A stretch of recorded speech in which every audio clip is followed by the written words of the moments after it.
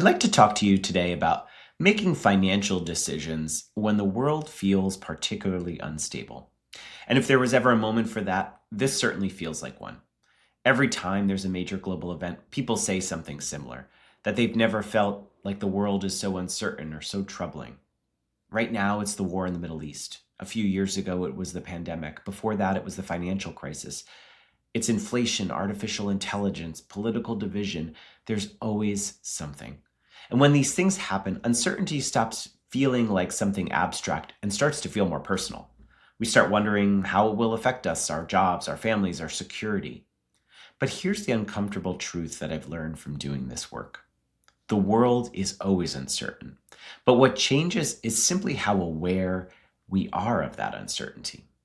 There are stretches of time when life feels calm and predictable, our jobs feel secure, things seem steady. Then something happens and we're reminded of how little control we really had to begin with. So I'm always interested about how we learn to coexist with uncertainty without letting it become overwhelming or spiraling.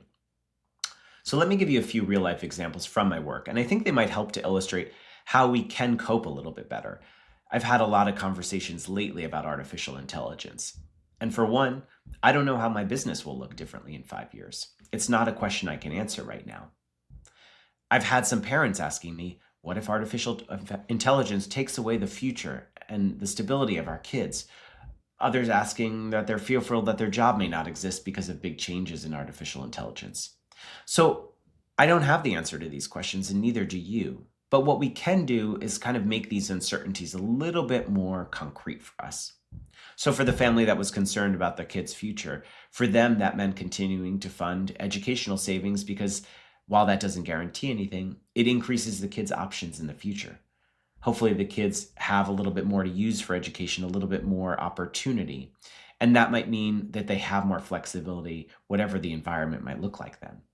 It also meant making sure that the parents were saving enough for themselves so that their kids never felt financially responsible for them later. That's a version of control for someone worried about what might come. But right now, for someone that was worried about their job that might become obsolete in the next 3, 5, or 10 years because of artificial intelligence, well, let's play that out. Let's imagine that that does happen. What would you want to make sure is taken care of before that happened? And we can answer things like, how much saving would I need to have done in the next 3, 5, or 10 years so that maybe after that period of time, if I couldn't save again because my earnings were lower, am I protected? Or my future self is relatively secure as I can make it? Or how much do I actually need to earn each year? How much do I spend? How much do I need to spend? How flexible am I with that? Could I change things about my life to adapt to a new circumstance? That's another way we can deal with it. So we can talk about this sort of abstract uncertainty about what artificial intelligence might mean to my jobs and what that might mean for future security, to concretely thinking about how we actually prepare ourselves in those moments. So for whatever might come, we move from, again, an abstract to actual numbers and plans. Another example, which actually has nothing to do with artificial intelligence, was a client who recently was worried about their job might be being eliminated or going away in the next few months. We're not really sure, but there were a number of reasons why it potentially could happen. So it made sense to think about it and to plan for it. So we looked at what a period of unemployment might mean for this person. How much money would they need to have in savings to cover all their expenses in a worst case scenario where they were laid off and there was a period of unemployment? So we discovered that, let's say, there's $5,000 a month of expenses.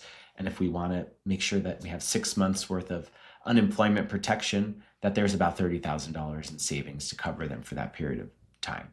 For this particular person, they had that savings. And so we made some other tweaks to help them get a little bit even more comfortable in the short term, like saving a little extra money over the next couple months in case it actually does happen, and that there's just a little bit extra cushion. So as you can tell through these examples, we don't have answers to any of the questions, right? Or any of the uncertainties, right? But when we build in some flexibility with our finances, we can handle whatever may come. So if you're feeling a little unsettled right now, there are some questions you can ask yourself. Do I actually know what I spend each month? If I lost my job, how could I cover expenses until I found a new job? If I'm thinking about my future self, How much could I save, or how much do I have saved and invested right now, so that if I couldn't save again, will I be okay? What would be the game plan if I did lose my job and I needed to lower my expenses to secure my future? What options exist? So having awareness and having clarity for you, and a little bit more of a plan in a world that always feels a little bit unpredictable, could be really helpful. You don't need to feel the world to be stable to make good financial decisions and to move forward in your life. We can build flexibility and resilience. And I think that's where the real comfort and confidence in your financial lives come from. Thanks for joining me, and I'll see you next time.